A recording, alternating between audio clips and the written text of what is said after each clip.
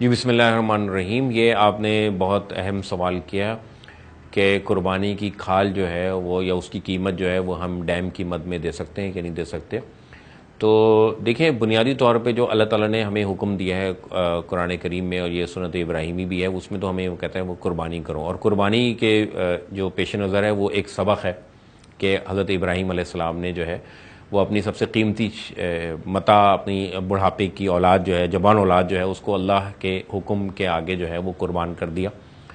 तो ये कुर्बानी हमें यही दर्ज देती है कि हम जो है वो अल्लाह के हुक्म के आगे ना अपना माल, ना अपनी कोई कीमती चीज़, ना अपनी जान जो है उसको रुकावट ना बनने दें, बल्कि अल्लाह के हुक्म को जो है वो तरजीह दें। ये सब चीज़ें जो हैं, माल, औलाद, दुनिया की बाकी सारी चीज़ें, ये सब फ़ानी है। रहने वाली जो चीज़ें हैं वो नेक अमाल है। तो हमें इस वाक़े से जो है वो ये दर्स मिलता है। सोशल मीडिया पे इस पर काफ़ी बहस चल रही है। जो कुछ उलमा के फतावे भी हैं जो मैंने पढ़े हैं, और सोशल मीडिया पे भी हैं, टीवी पे भी मैंने सुने, उनसे भी सवाल पूछे गए। तो देखिए, कुरान करीम या हदीस ये मसला नहीं उठाती, ये उसके आगे एक बहुत मामूली चीज़ है। वो हमें कहती है कि कुर्बानी करो और अल्लाह का कुर्ब हासिल करो। और उसका सबक देखो कि हज़रत इब्राहीम ने जो हज़रत इस्माइल इस्लाम की कुर्बानी दी थी वो क्यों दी थी। उसके पेश नज़र जो है वो ये चीज़ है। उसके पेश नज़र ये चीज़ नहीं है कि हम गोश्त खाएं या हम गोश्त का कर दें या हम गोश्त रखें या हम गोश्त बांटें। उसके पेश नज़र ये चीज़ नहीं है, ना उसके पेश नज़र खा लें।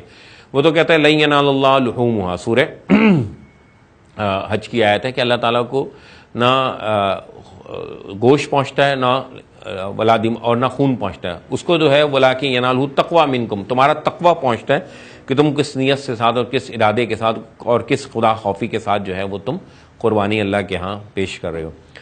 जो सोशल मीडिया पे जो फतावे चल रहे हैं, जो बहस चल रही है, उनको मैंने बगौर देखा और मैंने दूसरी किताबें भी देखी। उसमें जो है वो एक तो वहाँ पे कोई दलील नहीं है, और सबकी राय ये है कि जी ये जो है इसके पैसे जो है आप सदका कर दें। तो इसके पीछे कोई दलील नहीं, नंबर एक बात। नंबर दो ये कि यानी हमारे फ़ुक़हा ने इजाज़त दी है कि ये जो खाल है इसकी, ये आप अपने ज़ाती इस्तेमाल में ला सकते हैं। यानी आप अपनी जानमाज़ बना सकते हैं, या आप ड्राइंग रूम की जीनत बना सकते हैं, या शो पीस के ज़रिए से, या इसको किसी आर्ट के अंदर आप तब्दील करके जो है ना इसको दबागत करके या प्रोसेस करके इसको अपने इस्तेमाल में ला सकते हैं।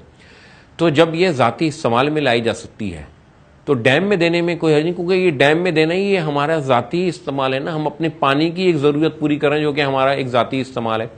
तो इस वक्त मैं ये समझता हूँ कि पानी का जो मसला है पाकिस्तान के लिए, जैसे कि 19 सितंबर 1960 को जो है सिंध तास मुआहदा हुआ था, और इंडिया से हमारा मुआहदा था कि वो हमें किसी भी हालत में हमारा पानी बंद नहीं करेगा। वो पानी बंद नहीं किया, उसने अपने डैम बना लिए, तो हमारे यहाँ पानी की किल्लत जो है पैदा हो गई। और पिछले दिनों सिंध की फसल भी इसलिए जो है ना वो आम की फसल भी ख़राब हुई, दूसरी फसलें भी, कि हमारा पानी वाफिन मकदार में हमें नहीं मिल सका।